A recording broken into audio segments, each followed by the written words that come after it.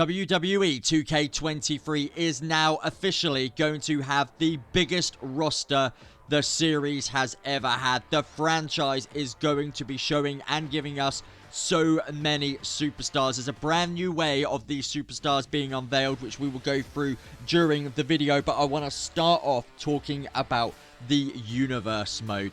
WWE 2K23's universe mode is going to be unlike anything that we have seen before. It's going to have more customizable options. It's going to have promos. It is going to have ways that we can create WWE in our own image. It's going to be absolutely fabulous. Make sure that you do like today's video and make sure you subscribe.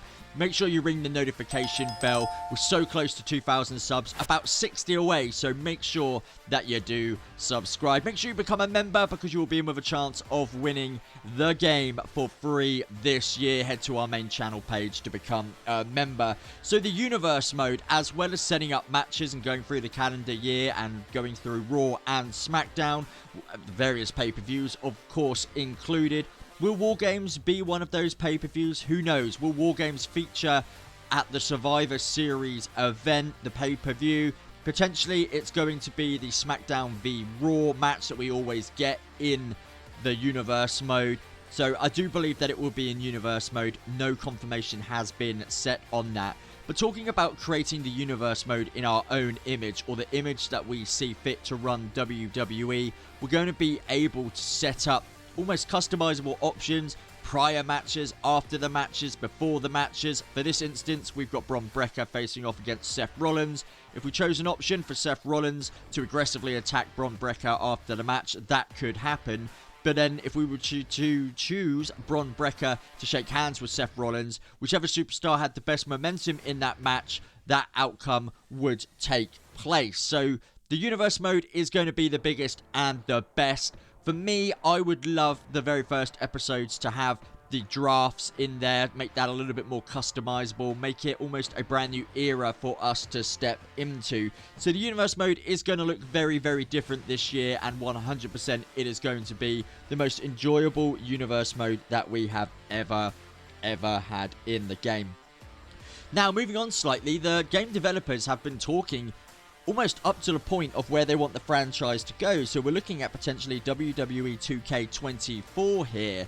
They have expressed interest, well, Brian Williams certainly has, in creating these big cinematic or sections of matches. Think Ricochet in a fatal 4-way. The other three superstars are huddled outside of the ring. Ricochet can use a springboard dive to take all three men out ringside, gain the momentum, and really create these cinematic, high-profile moments within a match. Whether this would be in a cutscene, whether it would actually be viable during gameplay, the mechanics would make that quite difficult to get the three superstars all huddled together and then Ricochet connect with all three. How that dynamic would look, well, potentially WWE 2K24 may be able to showcase this, may be able to use that. We just don't quite know yet.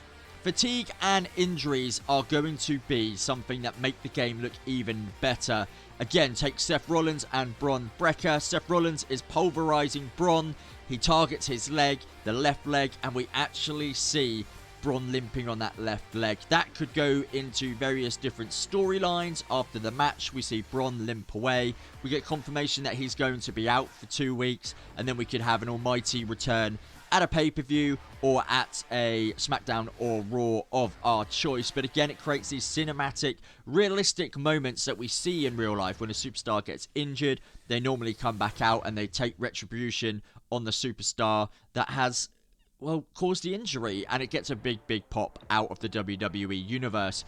You can see here on your screen it is Seth v Bron in the updated Raw arena. We've got the electronic barriers now with the Raw logo on it as well. I'm sure modders will be able to mod that on the PC version and be able to make them look, you know, the logos move and things like that. But it really does show us that the developers have really taken a lot of time to showcase the artwork, the craft, the builds, the arenas, the superstar models. They look absolutely fantastic. And as I said at the very start of this video, confirmation that this is going to be the biggest roster we have ever seen in one of these franchise games. Yes, there will be some omissions, and we may be left disappointed with some of the superstars that are not going to be officially in the game. That is where we have the Creation Center. There are fantastic modders out there which can really make realistic superstars, and they really can bring them to life. Disappointing not to have the official models, but there is a way around it. And recently, we have had official confirmation that new superstars will be joining the WWE 2K23 roster. We have the Bella twins, Nikki and Brie Bella. Kurt Angle now is officially unveiled and revealed to be in the game. Queen Zelina is also going to be in the game. Now, this is quite disappointing. Queen Zelina, well, she doesn't go by that gimmick anymore. She's actually dyed her hair blonde. She has different attires. So, are we going to get this game with an already outdated superstar? Hopefully, they do include her latest attire, or we can at least, again, go to the Creation Suite and get that for us. Cody Rhodes now officially unveiled. Of course, we knew he was going to be in the game. He's a damn poster boy for it. And Molly Holly makes a return to the franchise after a few years of officially missing out. For me, it feels like they are adding a lot more Attitude Era superstars, Kurt Angle and Molly Holly, in this reveal. It feels very much like they are going to reveal these superstars via their official Twitter channels, potentially 5 or 6 at a time. But the good news is, with the likes of getting Molly Holly, who was a superstar during the Attitude Era, I'm hoping that we get Lita, who wasn't in last year's game. I hope we get a new updated Trish Stratus, whether that be an Attitude Era Trish Stratus or a more up-to-date attire. Obviously, she's come back to WWE fairly recently. She now has brown hair, not blonde hair. So if we were to get 2 attires for Trish Stratus, that would be incredible. Her and John Cena did cross paths throughout his career. Could potentially she show up in the showcase mode? Only time will tell.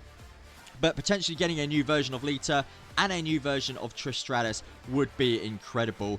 Now, a big talking point on the channel is, will Bray Wyatt be in this year's edition of the game? For me, I believe it's too late for him to be in the base game, but I do believe he'll be in a DLC. If you agree, make sure you subscribe to the channel. Help us get 2,000 subs and ring that notification bell. But Bray Wyatt would be incredible. Bray Wyatt, of course, would become a member here at the channel, like you guys can do just by becoming a member on the main channel. And potentially you could win a copy of WWE 2K23. But will Bray Wyatt be in the game? Only time will tell. I know you're all champing at the bit to control him. Patience, my friends.